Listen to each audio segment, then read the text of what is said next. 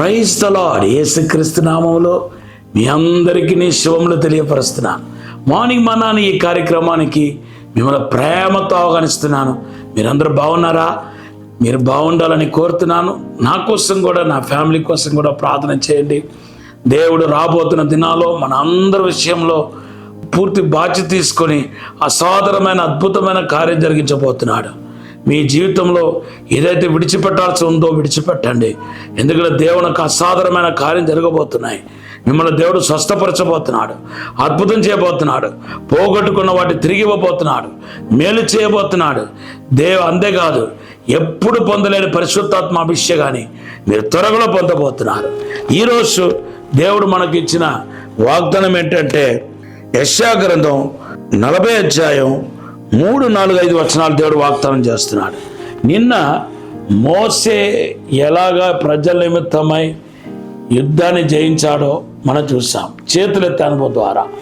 అయితే ఈరోజు దావీదు ఇశ్రాయేలు ప్రజల నిమిత్తము యుద్ధాన్ని ఎలా జయించాడో, గోలియాతుని ఎలా జయించాడో నేను దేవుని యొక్క వాక్యం నుండి కొన్ని మాటలు మీకు చెప్పాలని ఆశపడుతున్నాను. మొదటి సామెల గ్రంథం 17వ అధ్యాయం 38, 39 వచనాలు చదివితే, దేవుని బిడ్డలారా, సౌలు అంటున్నాడు, నువ్వు యుద్ధానికి వెళ్ళటం ఓకే, కానీ నువ్వు నా వస్త్రాన్ని తొడుకో, నా యుద్ధోపకరణాలు తొడుకో, నా యొక్క ఖడ్గాన్ని తొడుకో, నా వస్త్రాన్ని తొడుకోకుండా నువ్వు యుద్ధానికి వెళ్ళకూడదు అన్నట్టుగా చెబుతున్నాడు. మరి రాజు కదా, ఆయన మాటకు లోబడాలి కదా అని చెప్పి మనుషుల మెప్పు కోసం, సౌలు యొక్క మెప్పు కోసం దావీదు ఏం చేస్తాడంటే వస్త్రాన్ని తొడుక్కున్నాడు. కానీ మనస్సు ఎంతకు ఒప్పుకుపోయేసరికి ఇంకా ఏమైతే అవని అనుకొని, అయ్యా నాకు ఇది అలవాటు లేదు, నువ్వు ఏమైనా అనుకో, నేను ఏదో నీకోసం కాసేపు వేసుకున్నాను కానీ నా మనస్సాక్షి ఒప్పుకోవట్లేదని చెప్పి నన్ను విడిచిపెట్టినట్టుగా మనం చూస్తున్నాం. దావీదు తన వస్త్రాన్ని విడిచిపెట్టడానికి గురించి నేను అనేక వ్యాఖ్యానాలు ఇచ్చాను, అనేక సార్లు అనేక మీటింగ్లో డిఫరెంట్ వ్యాఖ్యానం ఇచ్చాను. ఇప్పుడు నేను ఇచ్చే వ్యాఖ్యానం ఏంటంటే, దావీదు సౌలు యొక్క వస్త్రాన్ని విడిచిపెట్టడం దేన్ని సూచిస్తుందంటే, మనుషుల మెప్పును అసహించుకోవటాన్ని చూపిస్తున్నాయి. మనుషుల యొక్క మెప్పును, మనుషుల యొక్క సంతృప్తి కోసం, మనుషుల యొక్క పేరు కోసం, వాళ్ళ దగ్గర పేరు సంపాదించుకోవాలని, వాళ్ళని సంతోష పెట్టాలని చేసే ప్రతి కార్యాన్ని విడిచిపెట్టడం సౌలు వస్త్రాన్ని విడిచిపెట్టడానికి సమానం. ఈరోజు అనేక మరలు మనం తప్పిపోతున్నాం. ఎక్కడ తెలుసా అండి? ఇక్కడ ఇతరుల మెప్పు కోసం, ఎదుట వాని మెప్పు కోసం, ఇతరులను సంతోష పెట్టాలని మనము దేవునికి వ్యతిరేకమైన కార్యాలు ఎన్నో చేస్తున్నాం. దేవుని ఆయాస పెట్టేస్తున్నాం, పరిశుద్ధాత్మను దుఃఖపెడుతున్నాము. అవును, ఇప్పుడు ఒక ఉదాహరణ చెప్తాను. బెనిగిన్ ఒకసారి ఒక దేశ మీటింగ్స్కి వెళ్ళాడట. అక్కడ ఆ పట్టణంలో ఎప్పుడో నుండి ఆయన చుట్టాలు ఆ పట్టణంలో ఉన్నారంట, బాగా దగ్గర వాళ్ళు. అయితే వాళ్ళు బలవంతంగా, సాయంత్రం కాదా మీటింగు, నువ్వు మా ఇంటికి రా అని చెప్పి బలవంతంగా పిలిస్తే ఆయన మనస్సాక్షి గద్దించినా కూడా వెళ్ళవద్దు, నువ్వు పగలంతా ప్రార్థనలో ఉంటావు కదా, సాయంత్రం మీటింగ్ ఎంతో ఘనంగా జరగాలి కదా, వెళ్ళవద్దన్నా కూడా వాళ్ళు ఫోర్స్ మీదకి వెళ్ళిపోయాడంట. వెళ్ళిపోయిన తర్వాత దేవుని బిడ్డలారా, వాళ్ళు అక్కడే ఉంచేస్తారు. ఆ కారణం చెప్పి ఈ కారణం చెప్పి అక్కడే ఉంచేస్తారు.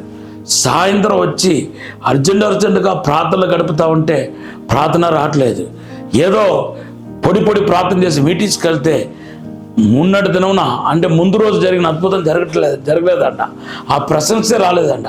దేవుడు చెప్పాడంట, నాకు బాధగా ఉంది బెన్నీ, నువ్వు నాతో సంబంధం పెట్టుకోవద్దు, ఈరోజు వదిలేనని చెప్పాడంట పరిశుద్ధాత్మ దేవుడు. ఆయన ఎంతో దుఃఖంతో క్షేమైపోయి ఇంటికి తిరిగి వచ్చి ఆ రాత్రి అంతా దేవుని సన్నిధిలో సమాధాన పడడానికి కోసం కన్నీళ్ళు కార్చి ప్రార్థన చేస్తాడని ఒక మీటింగ్లో చెప్పారు. దేవుని బిడ్డలారా, ఇది నిజమండి. పరిశుద్ధాత్మను మెప్పు కోసం ఎటువంటి వ్యక్తులైనా, ఎటువంటి ఆ యొక్క కార్యమైనా, ఎటువంటి కలిసి వచ్చే కార్యమైనా విడిచిపెట్టాలి తప్ప మనము పరిశుద్ధాత్మను మాత్రం దుఃఖపెట్టకూడదు. పరిశుద్ధ పౌలు అంటున్నాడు, గలతీ పత్రిక 1:10 అంటున్నాడు, ఇంకా నేను మనుషులను సంతోషపెట్ట కోరుతున్నానా? మనుషులను సంతోషపెట్టిన వాడైతే దేవుని సంతోషపెట్టకపోయేవాడిని అంటున్నాడు. ఇంకా తిమోతి రాసిన పత్రికలు అంటున్నాడు, ఒక యుద్ధ వీరుడు తన తండ్రులు చేర్చుకున్న వాడిని సంతోష పెట్టాలని తనది కాని పని చేయకూడదు అంటున్నాడు. అవును, తనది కాని పని ఎలా చేయడో అలాగే మనుషులు సంతోషపెట్టడానికి కోసం, మనుషులకు ఉపకారం పొందుకోవాలని, సహాయం పొందుకోవాలని, మెప్పు పొందుకోవాలని ఇతరులు సంతోషపెట్టే కార్యక్రమానికి మనం వెళ్ళకూడదు. ఇతరులు గౌరవించాలి, సహాయం చేయాలి, మేలు చేయాలి, కానీ అది దేవునికి అడ్డు రాకూడదు. దేవుని సంతోష పెట్టలేని కార్యాన్ని ఏది తలపెట్టకూడదు. నిజంగా మీ మీద అభిషేకం ఉంటే ఈ పని చేస్తారు. పరిశుద్ధాత్మను దుఃఖపెట్టవద్దు, ఆయన ఆయాస పెట్టవద్దు. ఇటువంటి విషయాలు ఖచ్చితంగా పరిశుద్ధాత్మ దేవుడు దుఃఖపడుతున్నాడు.